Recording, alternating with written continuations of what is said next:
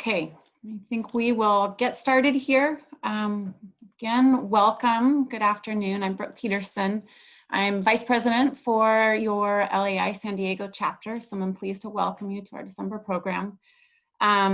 When we are looking forward to interactive and informative and probably, knowing this group, lively discussions today on the city's recently adopted Complete Communities Housing Solutions and Mobility Choices Initiative.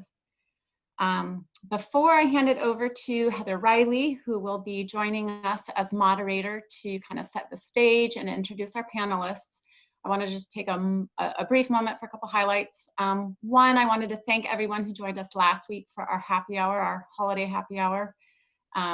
We miss our in-person touches, but it was really great to have everyone who joined us, and it was just a great camaraderie-filled conversation. So I appreciate, from the board, we appreciate everyone that joined.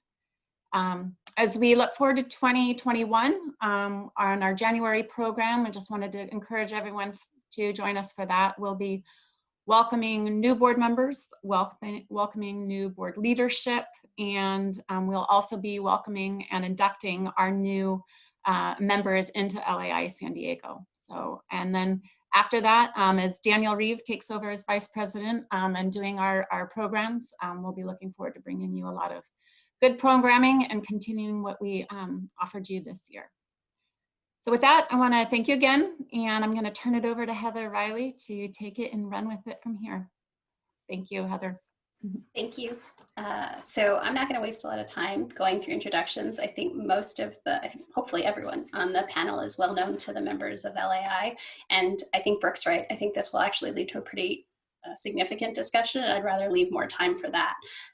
But Heidi Von Bloom and Brian Schoenfish are both with the City of San Diego in the Planning Department, and they're going to start us off with brief overviews of Complete Communities. Andrew Malik is an infill developer here in San Diego who has worn many hats, architect, contractor, and so we wanted him to participate because we want to see the real world effect, or at least imagine the real world effect these regulations may have going forward.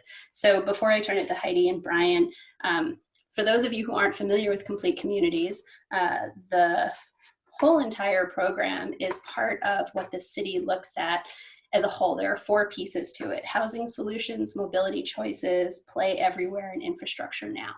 On November 9th, the City Council had the first reading and approved housing solutions and mobility choices. The second reading occurred on December 8th. So now those 2 pieces of the puzzle will be effective on January 8th. Heidi just let me know yesterday the airport authorities weighed in, so we're not waiting on them. So the January 8th day is the day that these ordinances are effective. I will say that I was a couple minutes late because I did call a known CEQA petitioner to ask him. I'd heard rumors that he was thinking of challenging these particular measures, and I called Everett Delano, and he wouldn't commit one way or the other, but said that he has been engaged to look into this. So hopefully nothing comes of it, but Everett said that he believes there are some challenges to these measures, and that's kind of what we're going to talk about today, what they actually mean on the ground. And there's a lot of hope behind these, so I'm hopeful that Everett stays in his lane and doesn't come over here. But Heidi and Brian and their teams have done an amazing job pushing this over the finish line. So we're going to have them give brief mentions to explain what these 2 pieces are. Oh, before I say that, I would also add the measures will not be effective in the coastal zone until the local coastal program is amended. And I think it's anyone's guess when that might actually be. I imagine that Coastal Commission will be seeing the City of San Diego staff pretty soon with these documents, but when Coastal will pick it up will be to be decided. So I'm going to turn it over. I'm not sure if Brian, you've unmuted, so I'm guessing you're going to go first. Is that right? Yes, that's correct. And let me share my screen here. Okay.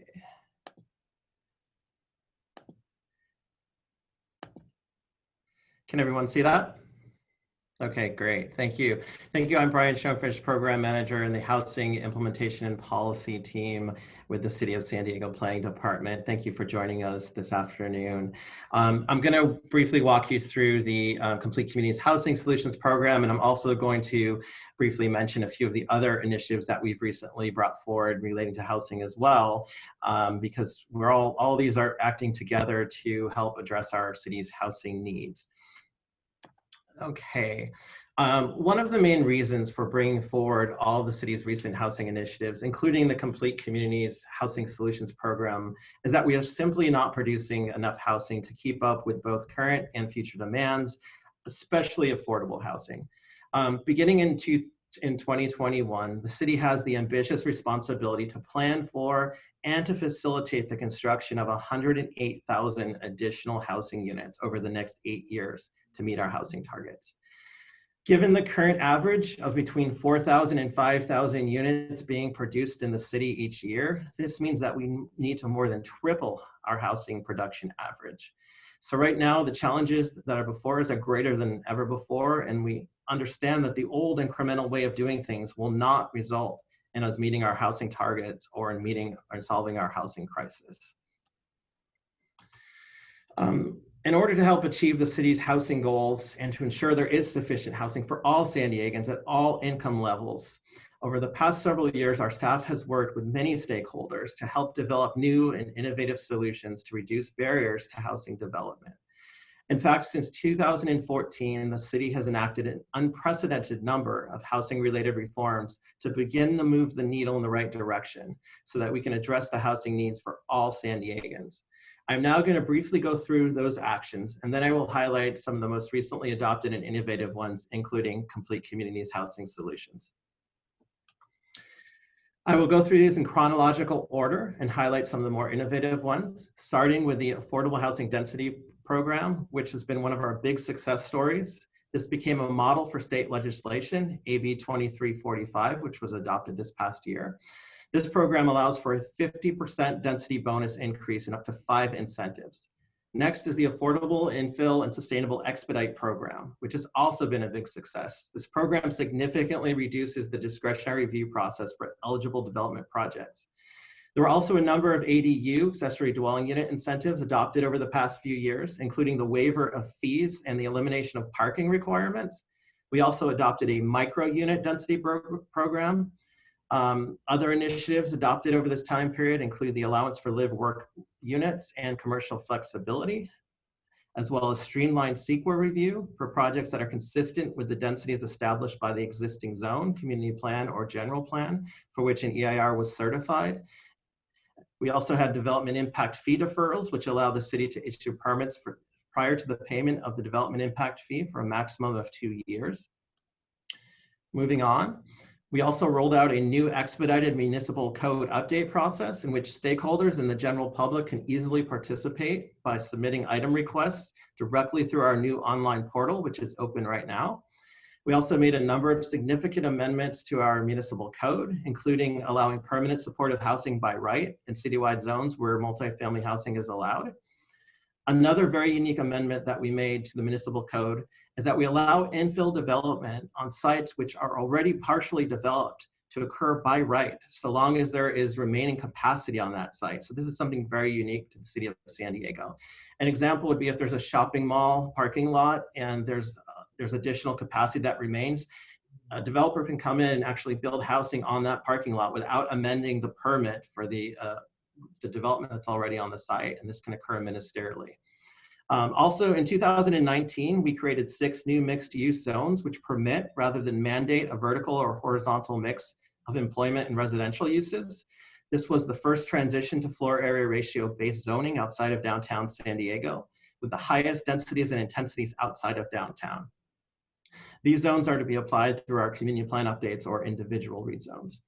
We also work closely with some local nonprofits to amend the code to facilitate housing developments on underutilized institutional and religious facility parking lots. And we eliminated the CUP requirement, the conditional use permit requirement, for continuing care retirement communities so that they can be processed by right as well. And then just this past year, we've had an extremely ambitious work program. And despite all of the challenges of 2020, we were able to accomplish a great deal. In October, the City Council adopted what is probably the most comprehensive housing package of reforms that we've ever brought forward. The housing legislative package included amendments to the municipal code to implement state law requirements related to housing for the homeless, affordable housing density bonuses and accessory dwelling unit, and included local adaptations of state law to meet our housing needs. Back in June, we were the first large jurisdiction to adopt our new general plan housing element for the 6th cycle. We also adopted a middle income density bonus program earlier this year, in which it allows for the stacking of density bonuses to achieve a 75% bonus if a certain percentage of the units are moderate income. Another very unique program that we developed is our ADU density bonus program, in which HCD, the Department of Housing and Community Development, has stated could be a model for other jurisdictions across the state. This would allow for an unlimited number of accessory dwelling units in single-family zones that are located within our transit priority areas. In addition to all the incentive programs and amendments to the municipal code, another important component of our work program has been to update our community plans to add capacity for new housing units. In fact, since 2014, the city has updated or amended 16 plans, resulting in capacity for nearly 100,000 additional housing units across the city. It's also very important to monitor our housing inventory on a regular basis, including all the programs, to see which programs are working and which programs aren't working, so that we can make tweaks to the programs if necessary through our annual update. And these monitoring reports are available on our website if you go to the Planning Department's homepage. Now, what I want to do quickly is spotlight our Complete Communities Housing Solutions program.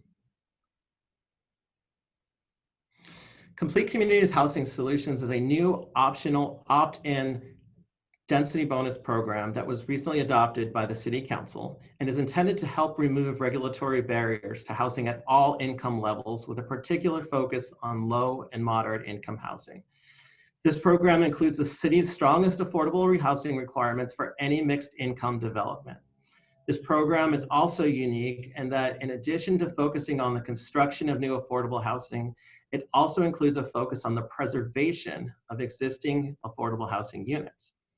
Also, this program is unique in that it takes a comprehensive approach to improving neighborhoods all across the city, with a particular focus on those which have been underserved and neglected for far too long, by including equity-driven components, which will allow the city of San Diego and San Diegans of all ethnicities, genders, ages, and income levels to thrive through access to quality housing, jobs, transportation, and recreation. I'm going to briefly go through the components of this Housing Solutions program. There are 5 primary incentives, which include expedited permitting, floor area ratio-based height and density, waivers and incentives similar to our standard density bonus program, and finally, the right sizing of the development impact fees to correspond to the size of the housing units, thus promoting smaller and more naturally affordable units. There are also 5 primary categories of requirements to be eligible to opt into this program. These include location requirements of properties having a zone that allows for multifamily development within our transit priority areas, as well as affordable housing requirements of 40% of the pre-density bonus on the zone, which I will break down in more detail in just a moment. In addition, we also have replacement requirements. We have the provision of neighborhood scale amenities and pedestrian-oriented design requirements. A key component of the Housing Solutions program is the construction of new affordable housing and the preservation of existing affordable housing. This program requires that 15% of the base units be restricted to 50% of the area median income, plus an additional 10% of the units be restricted to 60% of the area median income, plus an additional 15% of the units be restricted to 120% of the area median income. And these are those moderate income units. When we looked at the numbers, those are the ones that we've struggled to provide those units over the past few years. So this addresses all the income categories in which the city has historically struggled to meet our housing targets: very low income, and as I just mentioned, the moderate income categories.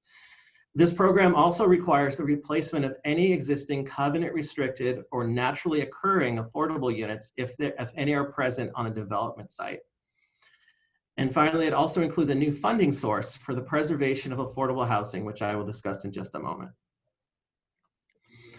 This program also includes a number of strong anti-displacement measures, including relocation assistance requirements, the right of first refusal for any existing tenants, and a first of its kind priority preference requirement for developments which are located in communities of concern, in which 75% of the newly constructed affordable units will first be offered to existing residents located within a 1 mile radius of that development within a community of concern. And this goes much further than any examples that we saw. San Francisco has around 40%, New York City had about 50%, and we're in the city of San Diego now have 75% through this program. Another unique component of this program is the provision of neighborhood amenities. An applicant can provide recreation improvements on site, or they can pay an in lieu fee. One thing we heard loud and clear throughout our stakeholder outreach was the importance of equity.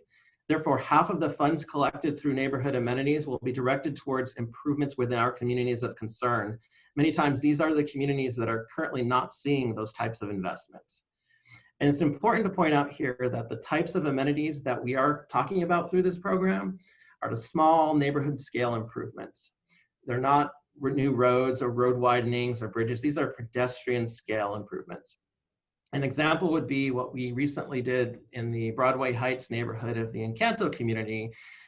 We created the Martin Luther King Heritage Street, in which we work closely with the Broadway Heights Community Council to create a unique cultural gathering space, as you can see by this center photo. It's sort of like an outdoor museum. It's a project that the community wanted, and it only cost about $250,000 to actually make this project happen, working with a nonprofit partner, the Urban Corps of San Diego, and the Broadway Heights Community Council. So in conclusion, over the past year and a half, we have conducted an extensive outreach effort, which included public workshops and hearings, community events, online engagement, and most recently an online forum for all the community planning group members and members of the public, in which we had over 300 participants. We had some great feedback. We made a lot of changes to the program based on that feedback. And it's important to remember that working together, we can make San Diego a sustainable and an equitable city. Throughout this process, our goal has been to stay focused on the objectives, not the obstacles, and recognizing that there are many challenges which can be addressed if we understand what those issues are and we work together. And that's what we did through this process. We worked really closely with stakeholders. We made an unprecedented number of changes to this program, working with the public, and working together, we were able to get this across the finish line.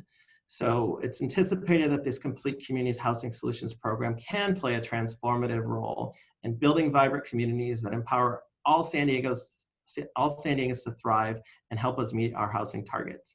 And with that, I'm going to turn it back over to you, Heather. Thank you.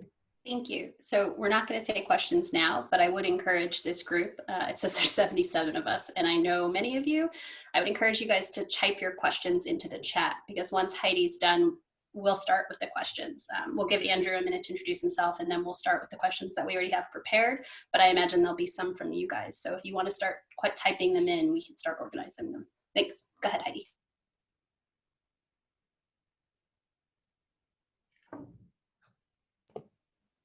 Okay, thanks, Heather. For those of you that don't know me, I'm Heidi Von Blum, Deputy Director in the Planning Department. I will be presenting to you the Mobility Choices portion of the Complete Communities Housing Solutions and Mobility Choices initiative that was recently adopted.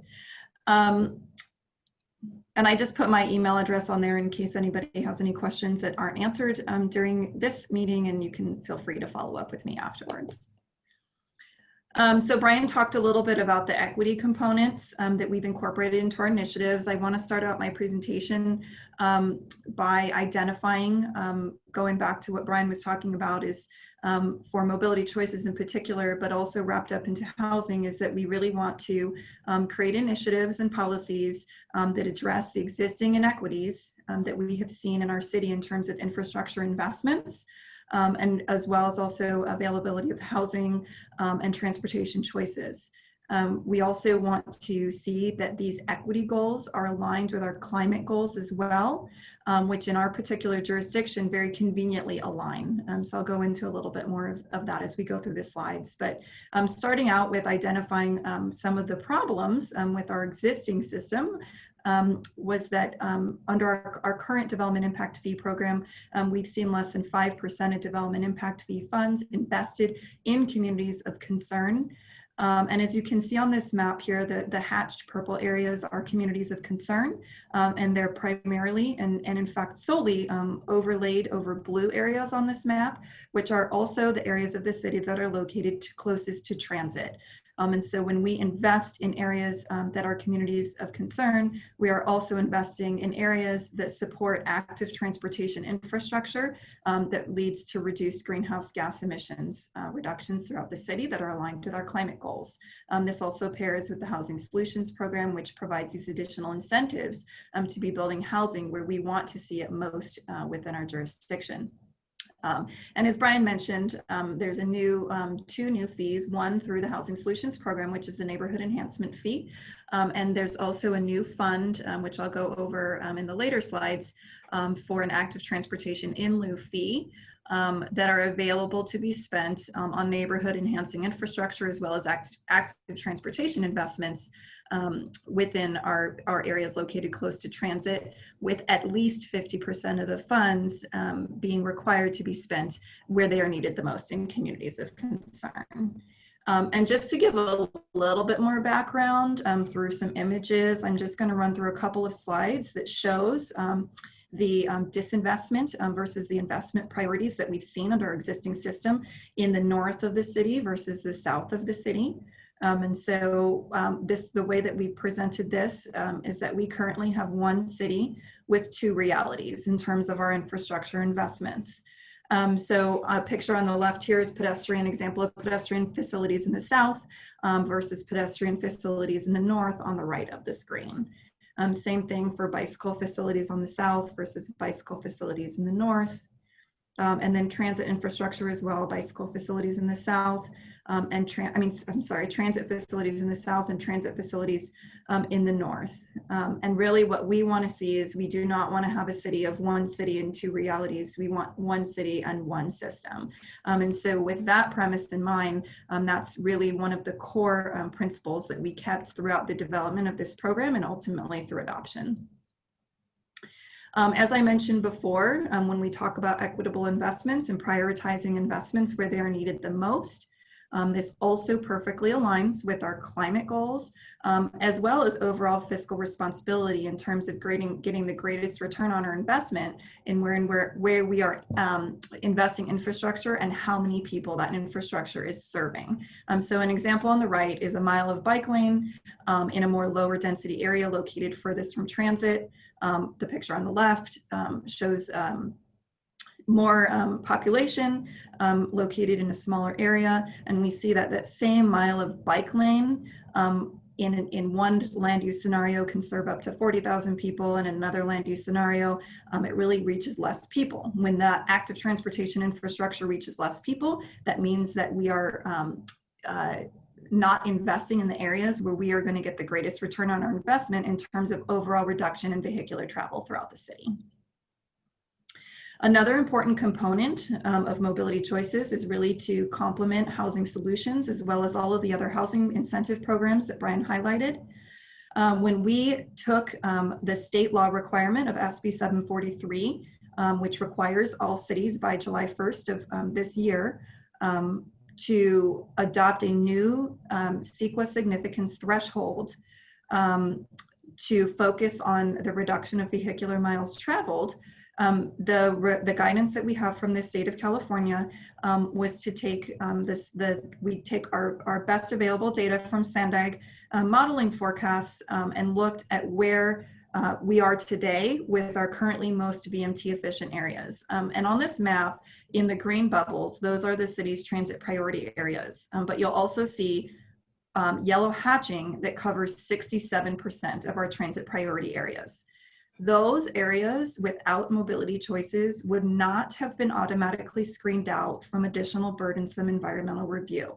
So we needed to have a solution that tailored the requirements of SB 743 to the City of San Diego's equity and climate goals.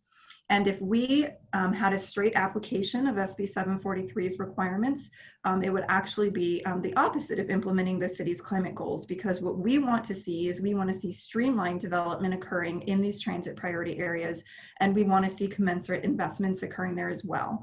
So mobility choices was our solution to be able to make the housing incentive programs that the department has worked so hard on over the past couple of years. We really wanted to see them be implemented and be successful. And without this program, we really felt like we would have serious implementation challenges. So speaking of SB 743, a little bit of background. I'm sure that you guys are all, sort of roughly familiar and may have seen us give this presentation many times, but I think it's just important to have a little bit of a quick primer that really the ultimate policy objective is to reduce vehicle miles traveled. Prior to July 1st, the metric used to analyze a project's transportation impacts was based on level of service, which really resulted in the development of mitigation measures that accommodated additional vehicular travel, which is contrary to our climate goals, where we want to reduce vehicular travel. So we want to focus on strategic land use planning, as well as strategic investments in walking, biking, and transit to really focus on lowering the vehicle miles traveled rather than accommodating additional ones. We kind of hear, toss around these terms of our mobility zones. I think that a lot of you have picked up on it through our presentations, but really what we did is we did divide the city based on current SANDAG data that we have into 4 mobility zones. Mobility Zone 1 being located downtown, which is our most VMT efficient area. Mobility Zone 2 being the city's transit priority areas. Mobility Zone 3 being community planning areas that are relatively VMT efficient based on state guidance. And Mobility Zone 4, which is shown in yellow on this map, being all of the rest of the areas of the city that based on the data that we have are located furthest from transit and result in the most vehicular travel occurring in those communities. You'll see certain examples on here. Mira Mesa up on this map is a large yellow area of Mobility Zone 4 and is a perfect example of why mobility choices is so critical to implementation of our objectives. You'll see that really big blue area going through Mira Mesa, which represents the transit priority areas. Those are areas that without mobility choices would not be screened out from burdensome and costly environmental review. And so even though Mira Mesa as a community is overall relatively VMT inefficient, we've provided a pathway to much more streamlined environmental review to incentivize development in that transit corridor there. And so really an overview of the requirements of mobility choices are that in mobility zones 1, 2, and 3, really what we want to see is the active investment in active transportation, pedestrian enhancing, bicycle enhancing infrastructure in the areas where we want to see the most development occurring, which is in the blue areas. And then in Mobility Zone 4, based on the data that we have that shows that the investments invested in Mobility Zone 4 don't yield as great of a VMT reduction as we see in the blue areas, we have created a new fee that gives developers in those yellow areas the opportunity to offset their VMT impacts in also a streamlined manner through the development of a calculator that identifies a project's VMT and identifies the fee needed to offset that project's VMT based on a cost to invest that in the most VMT efficient areas of the city. So $1 invested in Mobility Zone 4 for bicycle infrastructure will yield up to 20 times less the VMT emissions reductions that we could yield if we took that same dollar and invested it in Mobility Zone 2 or 3. The types of infrastructure that we hope to see through the development of this program and the new funding source within our most transit friendly areas include VMT reducing active transportation infrastructure, such as protected crosswalks, fully protected bicycle lanes, additional signage, and any other types of investments that increase and enhance the network. And so with that, I'm finished with my presentation, and we look forward to what I anticipate to be a lively conversation, and we're excited to answer your questions. Thank you. Thank you, Heidi. Okay, Andrew, you want to do a brief introduction, and then I'll give you the first question. Sure. I think most of the LAI group know me. I'm Andrew Malik. I'm an infill developer. I started my development career about 10 years ago in North Park, Uptown, the Hillcrest neighborhoods, sort of what we call the first ring suburbs, so to speak, but an urbanizing neighborhood. And I was doing 12 to 15 unit projects on infill lots, anywhere from 5 to 12,000 square feet in size. I found that as we came out of the last recession, that I was starting to get priced out of that neighborhood. That there was more and more interest from not just competing developers, but the price of a typical single family home or small 1 or 2 unit building started to exceed the cost at which I could pay to redevelop a site and add units.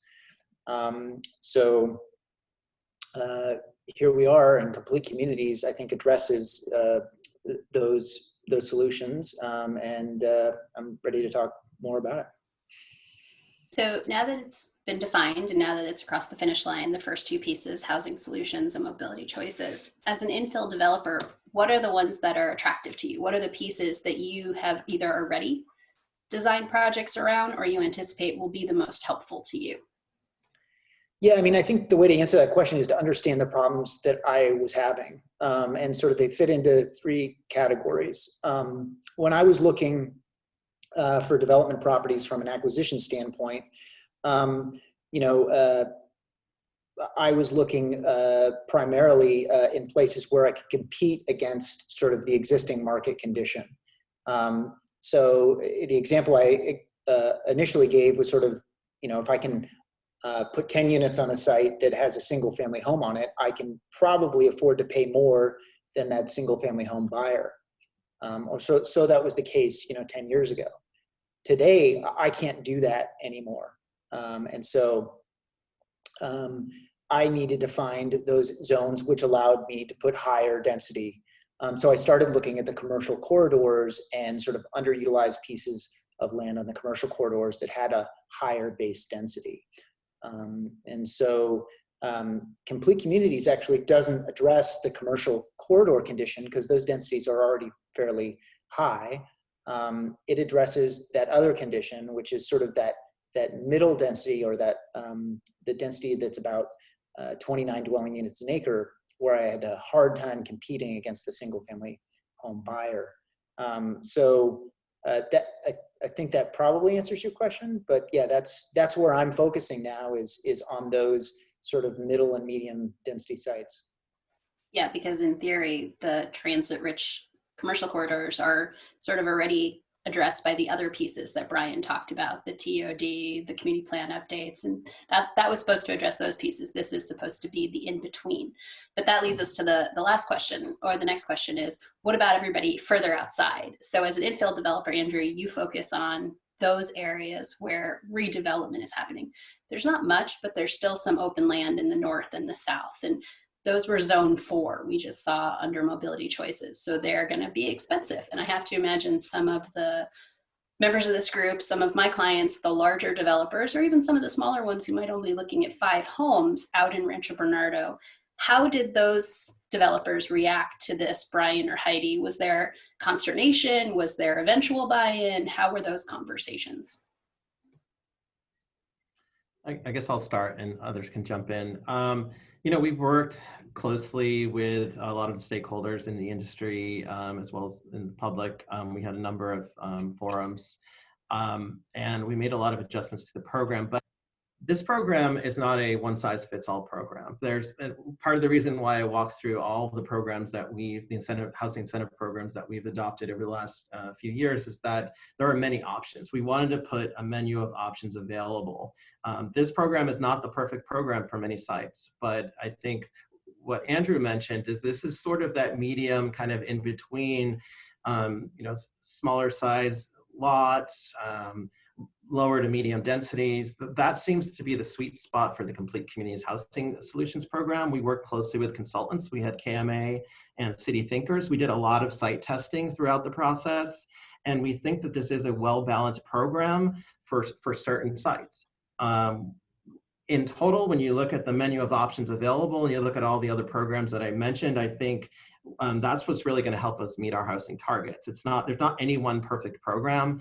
And one of the things that we're doing right now is we're also working on a housing toolkit in which there's so many programs available now that it's hard for us to even keep track. So we are having our staff put together a website and a manual that essentially lists all of the programs. We're putting together a comparison table so that you can look at all the programs and find which one will work best on which properties. And that's something that we hope to roll out this coming January, because we do want these programs to be used, and we're going to continue to monitor them and make tweaks to them on an annual basis to make sure that they are being used effectively.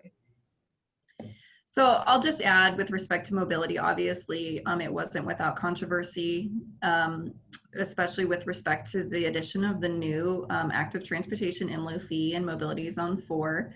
We do feel like it is a benefit because the new fee that was calculated is not based on the amount of the fee, is not based on the cost to reduce a project's VMT in Mobility Zone 4, which is much more expensive. The fee is calculated based on the cost to reduce a project's VMT in the most efficient areas of the city. So we know that, sorry, I just have a little visitor here. So in terms of the fee, yes, it's controversial. It was a new fee, but it is based on the lower cost within the city. And we also know that with the development of any new program, that we always want to be monitoring the success and the impacts of those programs. And so at the council hearing and in the documents that were ultimately adopted by the City Council, we did for both items commit to annual monitoring of the programs to ensure their implementation success. So that sort of leads me to a question that was further down the list, but I'm going to bring up now. Complete Communities is ultimately trying to produce housing in ideal situations, depending on your definition of ideal, but that's the goal. And the mobility choices is really working towards creating a VMT efficient jurisdiction. It's funny, I actually texted my husband and kid to stay out, so I completely understand. I told them they couldn't come back until 1:15. But if we're gonna create this VMT efficient city, which is the ultimate goal across the geographic span, which may be impossible, but certainly is a worthy goal to work towards. If we're checking it every year, what would be the process? Because if a project comes forward in Rancho Bernardo today, it's going to pay a fee because it's Zone 4. How would you adjust those lines? Because maybe Zone 4 now has to move because portions of Rancho Bernardo become more VMT efficient, or a project has the ability potentially to move that line. So what's going to happen then? Yeah, so those are the types of issues that, are just grounded in reality. Like life never stays the same and conditions on the ground change. And so those are the types of opportunities that we have to make adjustments. We primarily have based the program is intended to be flexible. So the ordinance allows for those changes to happen without going back to council to make those changes. We didn't, codify the maps. We didn't, we really based it on the definition, and the definition is that it's, 85, that those communities have reached that 85% of the regional average vehicle miles traveled to be in Mobility Zone 4. But when we have new data available from SANDAG, which, comes out every couple of years, that's the opportunity that we have to go make those adjustments. Additionally, when projects come in for a discretionary review process, which we hope to see less of because we hope to be streamlining a lot of our entitlements through all of these changes that we're making. But when a project does come through a discretionary process, there's also the additional opportunity to look at what this project is proposing, what unique characteristics are included within it, to make the determination based on its ultimate vehicle miles traveled efficiency at the time that we're looking at that particular project. So I have a question that's going to follow up, but Bill Anderson just put a question in the chat that I thought makes more sense here is, why is North University UTC not a zone 4? It has the employment and residential, it has land use, and it will soon have transit, but it doesn't have what would be an ideal street design. So when you guys were designing that, were some factors more important than others?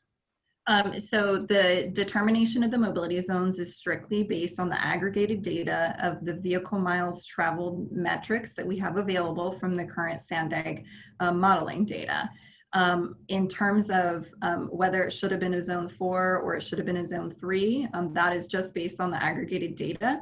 The idea with an example of that city would be that that is an area that, because of its location and because of its relatively low VMT, those are ideal areas where we would want to be seeing investments to occur so that we could actually realize those greenhouse gas reductions from the vehicle miles traveled reductions from investing in those locations. So while they're currently lacking in the infrastructure, there's huge potential in those areas. And so those are the areas we want to see the investments occurring within.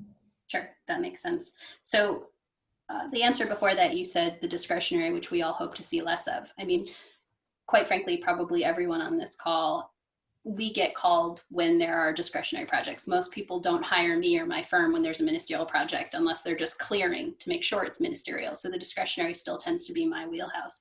And quite frankly, when I was watching Complete Communities, I wasn't getting paid by anybody to watch it. So I wasn't necessarily every day paying attention, but at the same time, every time I heard about it, I kept thinking about it in the context of CEQA, because the VMT change was the one that was immediately most important to me because of the discretionary projects. But VMT is only a small piece, as you talked about. So most of the conversations that I've had are always in the CEQA context. But explain to me, if a project is exempt from CEQA, or in some cases, we're going to be tearing off documents that use level of service analysis and not VMT, because you have a community plan update or you have a project that's consistent with something else. What happens then? How does mobility choices fit into that? Yeah, so one of the precursors that we need in order to move the city toward less discretionary review and more ministerial development is, we can't just overnight remove the requirement for a discretionary permit, right? But rather than using the discretionary permit to be able to exact certain conditions out of the developer, we need to have clear regulations in place that's required of all new development. And part of teeing up to be able to support the removal of the discretionary requirement is to have clear regulations in place so that everybody knows what is expected ahead of time without having to go through that burdensome hearing process. We want to have that discussion at a more programmatic level so that everybody can be clear on what the expectations are and what the communities need in order to accommodate this development. So Mobility Choices does take a step forward in ensuring that we can support the more broad move and transition to ministerial development by applying these regulations to all new development. We do not have to require a discretionary permit in order to assure that we're achieving our greenhouse gas emissions reductions goals as a city, as well as implementing our equity goals as well. So to answer your question, yes, all new development is required to comply with the Mobility Choices regulations, and the benefit overall to the development community is it allows us to support the continuation of that transition to ministerial development. As far as a project that's tearing off a level of service document, we are of the opinion that that would be acceptable to tear off of that and not identify a new significant impact based on the new passage of mobility choices in SB 743. However, outside of the CEQA context, projects will continue to be required to comply with the municipal code requirements that do include the new mobility choices regulations. So in effect, when you go in for your building permit, you would have to then comply with the regulations. Correct. Okay, that makes sense.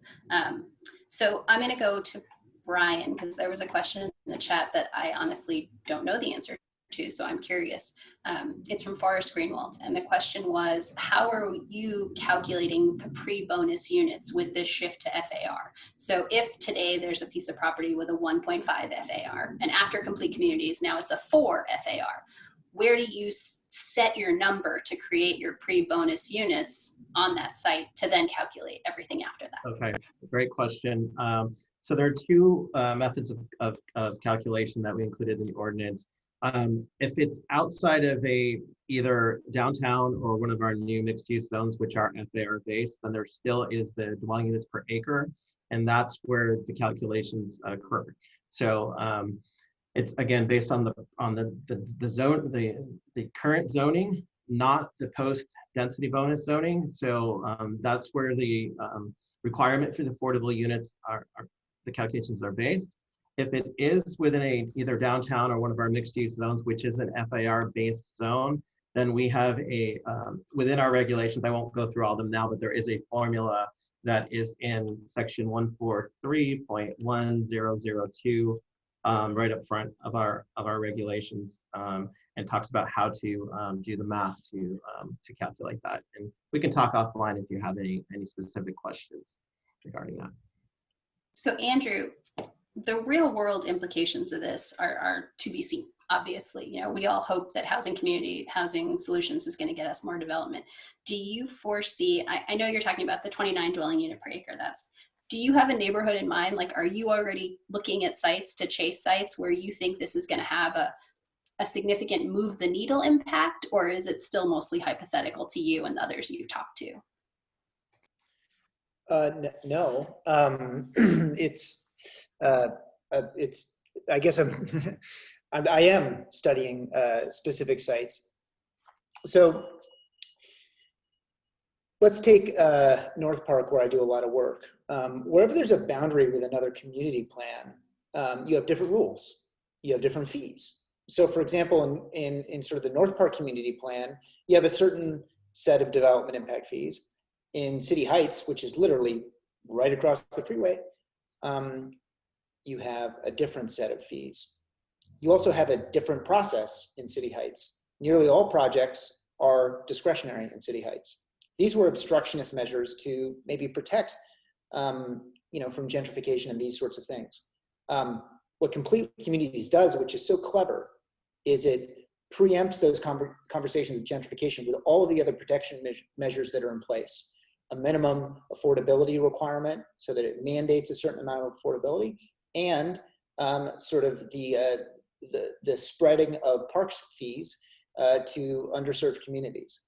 And so I thought this was brilliant and clever, because now sort of I have the opportunity to look in much the same neighborhood. It's only separated by that freeway. It's the same community character. It's just separated by that one little freeway. I actually have the opportunity to seek out sites in that neighborhood and potentially do developments there. And so City Heights would be, I think, a great example of an area which now, because I have Complete Communities in my toolbox, I at least have one more mechanism to look at for how to solve my pro forma and how to make a development work. So that's one for sure. But any community where you had sort of higher development impact fees, or development impact fees were used in the community plan to sort of discourage density. One thing that is not or hasn't yet been stated or talked about is sort of the scaling of development impact fees. Before sort of I was penalized as an infill developer, I essentially paid a lot of the same development impact fees as a single family home. Yet when I'm doing a multifamily development, I have a much more efficient land use pattern. For the first time, I think we have a development impact fee scaling process, which is in sort of the umbrella of the Complete Communities opt-in portion that reconciles that.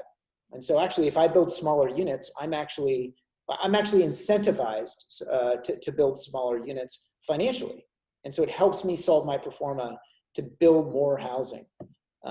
So anyways, that's my answer.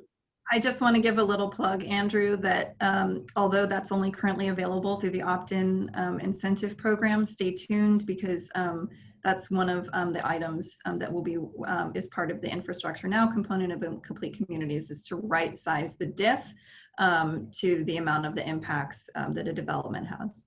And thanks for bringing that up, Andrew. I think I skipped over that or went through it rather quickly through my presentation. This is the first program, the Housing Solutions Program, to right-size the diff by scaling it based on size.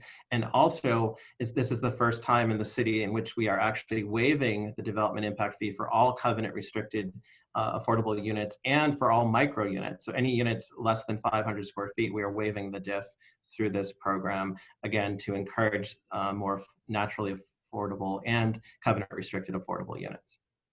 That's interesting. I didn't realize that, because particularly in the situation we're in with the pandemic, the size of units has been a really big discussion, quite frankly, with my clients. You know, how can we get more people to have their own individual units on a site? And we have looked at a lot of different strategies. So that's good to know, especially about the fees. So similar to what we were just talking about, the infrastructure piece has to be addressed. There was a comment along those lines in the chat that we have.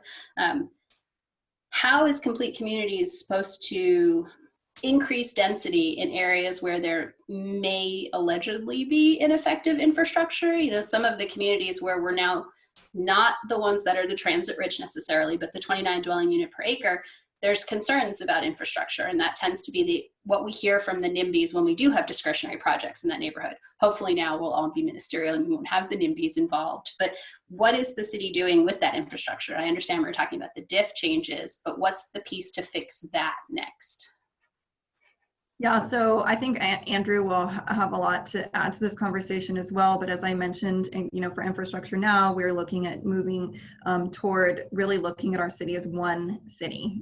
Instead of planning for 50 different cities, we're looking to plan for one city. One of the really big obstacles to getting infrastructure built through our Development Impact Fee program is that we have money sitting in 50 different buckets that are constrained for use. And so, you know, the example that I always give is if, you know, there's $900,000 sitting in 50 different buckets, that's about $50 million. But if everybody wants a $1 million facility within each of their communities, nobody gets a facility, nobody. And so, you know, if we combine that money into one pot of money, we have $50 million that can be deployed in a strategic manner with prioritized investments where they are needed the most and where they will be the most efficient. And so that's the next piece that we'll be working on. As Brian mentioned at the beginning, none of the programs that the planning department works on are a complete and total answer to it. Each of the initiatives is a piece of the puzzle to overall address the issues in planning that we're trying to get at in the city.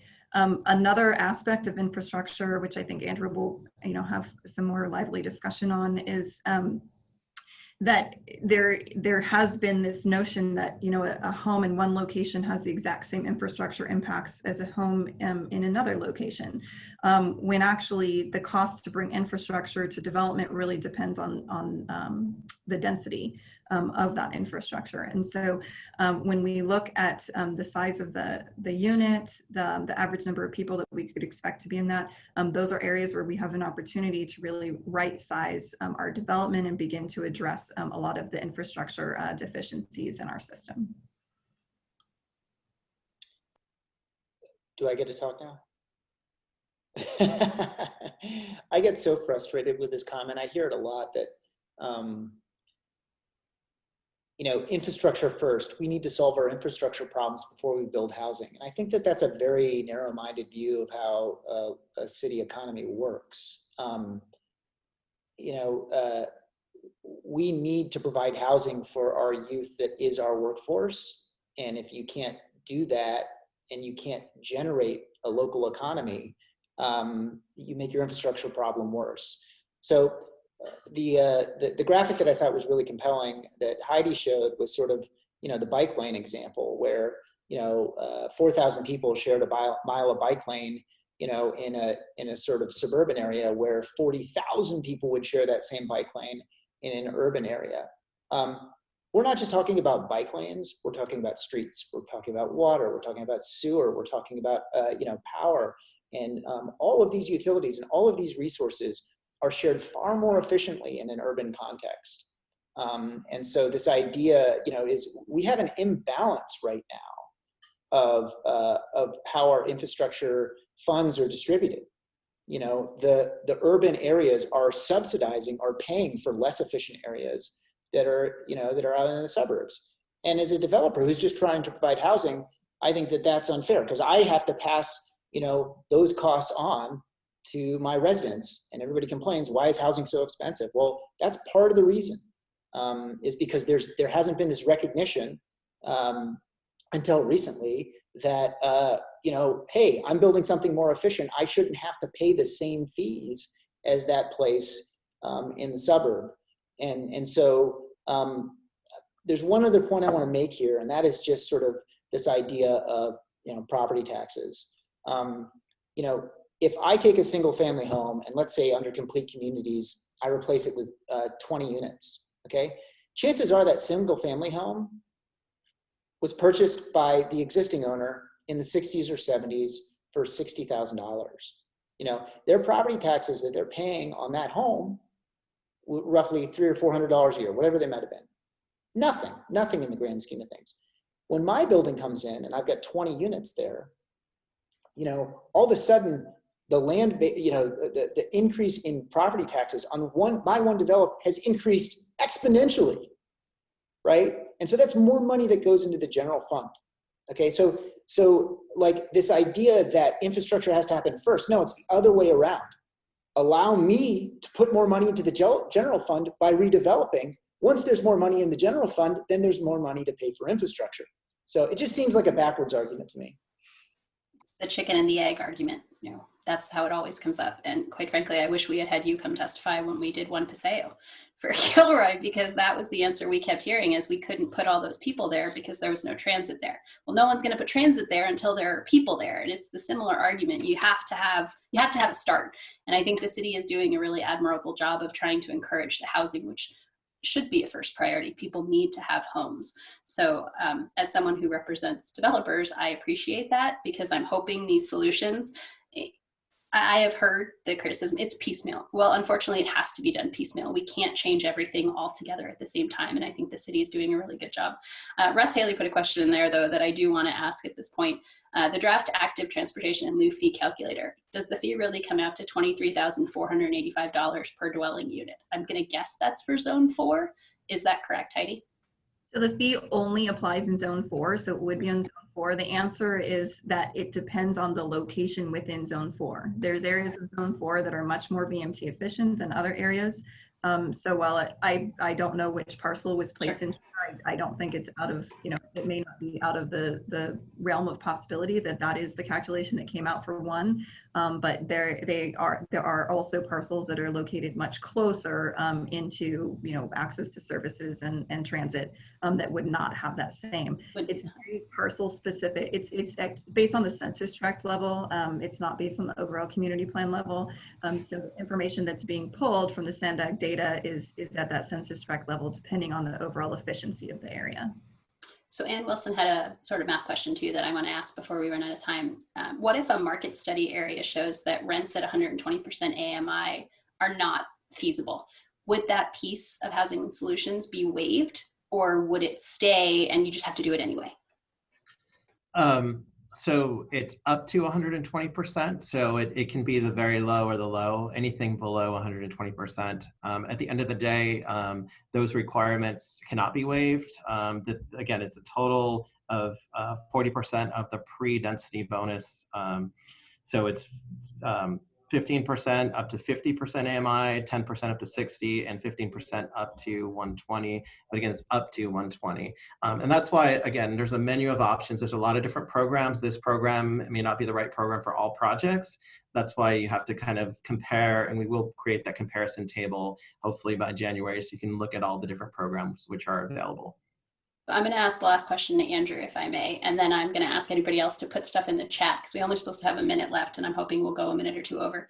Andrew, what's your dream for the next thing? So we know that infrastructure now and play everywhere on the docket and coming forward. What's the next piece you want to see the planning department focus on fixing?